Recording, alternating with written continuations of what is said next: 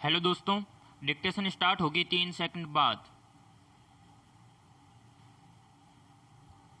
Start. देश में corona महामारी की दूसरी लहर फिलहाल कम हुई है और इसी के चलते सरकारों ने पूर्णबंदी में थोड़ी ढील देनी शुरू की है। कोरोना के बुनियादी नियमों का पालन करते हुए अब धीरे धीरे बाजार खोलने की भी अनुमति दी गई है, तो वहीं 50% की क्षमता के साथ दफ्तरों को खोलने की भी अनुमति मिल गई है। लेकिन सवाल यह उठता है कि सरकार का ध्यान शहरों में संचालित होने वाले कोचिंग संस्थानों पर क्यों नहीं जाता। वर्तमान महामारी में इस क्षेत्र पर बहुत ही नकारात्मक प्रभाव पड़ा है और इनके लिए न तो केंद्र सरकार और न ही राज्य सरकारों ने किसी तरह के मुआवजे की घोषणा की है और न इनकी वित्तीय स्थिति पर ध्यान दिया है। पैराग्राफ। सरकारों को इस बात का ज्ञान होना चाहिए कि इन संस्थानों का योगदान शिक्षा क्षेत्र के अलावा अर्थव्यवस्था में भी उतना ही है जितना अन्य क्षेत्रों का। इसलिए अब जरूरत है कि सरकारों को कोचिंग संस्थानों के खोलने पर भी विचार करना चाहिए। शहरों में अधिकतर संचालित होने वाले कोचिंग संस्थान किराए के भवनों में चलते हैं, जिसके भुगतान के लिए कोचिंग संस्थानों को बहुत ही वित्तीय चुनौतियों का सामना करना पड़ रहा है। सरकारों को चाहिए कि वह बाजार, दफ्तर आदि की तरह 50% क्षमता के साथ इन संस्थानों को खोलने की अनुमति दें। आर्थिक और रोजगार की दृष्टि से भी यह एक सकारात्मक फैसला होगा। साथ ही यह बच्चों के लिए भी लाभदायक होगा, क्योंकि बच्चे महीनों से घरों में कैद हैं और उन्हें एक ऐसा वातावरण नहीं मिल रहा है जिसके वे सालों से अभ्यस्त हैं। पैराग्राफ। इस तरह नियमित पढ़ाई शुरू होने से बच्चों पर मानसिक दबाव काफ़ी हद तक कम होगा। हालांकि इस पर कुछ लोग कहते हैं कि इससे कोरोना संक्रमण बढ़ सकता है।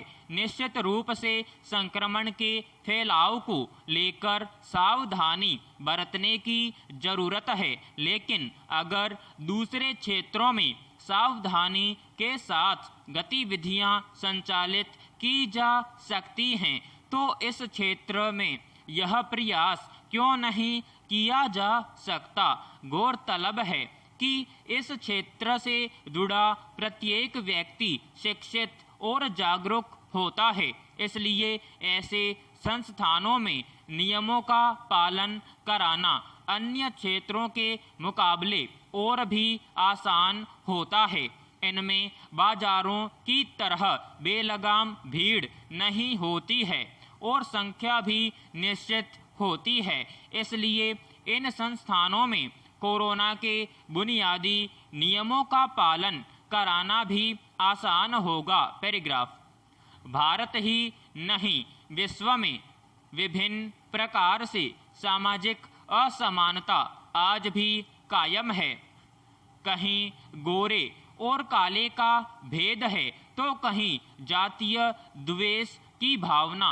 भारत के विभिन्न राज्यों में सामाजिक विषमता स्वतंत्रता से पहले और बाद भी देखने को मिलती रही है। समय समय पर विभिन्न राज्यों में इस प्रकार से सामाजिक विषमता के कारण अनेक त्रासद घटनाएं भी होती रहती हैं। मध्य प्रदेश, उत्तर प्रदेश, बिहार, हरियाणा हो या फिर राजस्थान या तमिलनाडु, कहीं पर दलित समुदाय भेदभाव से मुक्त नहीं है। दलितों के किसी सार्वजनिक नल से पानी पीने पर उनके प्रति अत्याचार की घटनाएं या दूसरे बहानों से दलितों से भेदभाव आम रहा है। शादी के अवसर पर अगर दलित वर घोड़ी पर चढ़कर जाता है तो उच्च कही जाने वाली जातियों द्वारा उसमें विभिन्न प्रकार की बाधाएं डाली जाती हैं, हिंसा तक की जाती है। कहीं दलितों की समूची बस्ती को फूंक दिया जाता है तो कहीं दलित परिवारों को ऐसे अत्याचारों से डरकर घर और गांव तक छोड़ना पड़ता है। पैराग्राफ। स्वतंत्रता के इतने वर्ष बाद और सामाजिक विषमता दूर करने के लिए समय समय पर बनाए गए कानूनों के बावजूद दलितों के खिलाफ अत्याचार के मामले सामने आते रहे हैं। बहुत कम मामलों में दोषियों को सजा हो पाती है। किसी भी राज्य में दलितों के उत्पीड़न की घटना होती है तो उस सरकार को जिम्मेदार माना जाना चाहिए। सरकार द्वारा अनुसूचित जाति जनजाति आयोग के तर्ज पर विभिन्न प्रकार के आयोगों का गठन किया गया है। समय समय पर उनकी रिपोर्टें भी आईं, लेकिन हकीकत क्या है। पैराग्राफ। इस तरह की सामाजिक विषमताओं को दूर करने के लिए विभिन्न संगठनों की ओर अपनी सीमा में कुछ काम किए जाते हैं। बाबा साहब भीमराव आम्बेडकर ने शिक्षा के माध्यम से सामाजिक चेतना और जागरूकता लाने का प्रयास किया। उसके बाद कांशीराम साहब ने भी संघर्ष का एक रास्ता तैयार किया, लेकिन आज भी दलित समाज दबंग तबकों और जातियों के उत्पीड़न और भेदभाव से मुक्ति नहीं पा सका है। जबकि आज़ाद देश और सभ्य समाज होने के नाते इस तरह की शिकायत का मौका तक नहीं आना चाहिए था। इसमें बदलाव समूचे समाज और देश के हित में है। पैराग्राफ। जल ही जीवन है, इसके बारे में हम सबको अच्छे से पता है। जल के बिना कोई भी जीवित नहीं रह सकता, चाहे मनुष्य हो या पशु पक्षी या पेड़ पौधे। वर्तमान समय में लोगों को पानी की समस्या का सामना करना पड़ रहा है, फिर भी लोग पानी की कीमत को नहीं समझ रहे। हालांकि इसका खुद लोगों के जीवन पर भी बहुत बुरा प्रभाव पड़ रहा है। यह अलग से समझने की जरूरत नहीं है कि मनुष्य का जीवन जल पर ही आधारित है। पक्षियों की प्यास वर्षा के द्वारा ही बुझाई जा सकती है। पक्षी यह इंतजार करते हैं कि कब बारिश होगी और उनकी प्यास बुझेगी। क्या मनुष्य के द्वारा पक्षियों की प्यास को नहीं बुझाया जा सकता? लेकिन मनुष्य तो खुद अपने लिए ही जोखिम पैदा करने में लगा है। पैराग्राफ। कुछ पशु भी ऐसे होते हैं जो भोजन पानी की जरूरत को पूरा करने की कोशिश में सड़कों पर घूमते हैं और भूख प्यास से कुछ दिन बाद मर जाते हैं। यह सब इसलिए होता है कि मनुष्य को जीव जगत में प्रकृति और साहचर्य के बारे में समझना अभी बाकी है।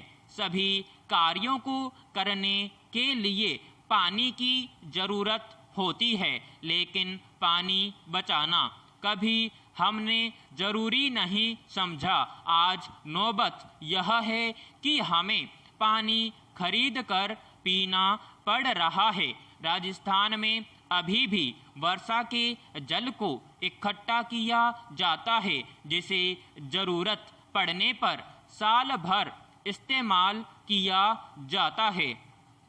हमें पानी की कीमत को समझना होगा, वरना आने वाली पीढ़ी को इसका खामियाजा भुगतना पड़ सकता है। विराम समाप्त।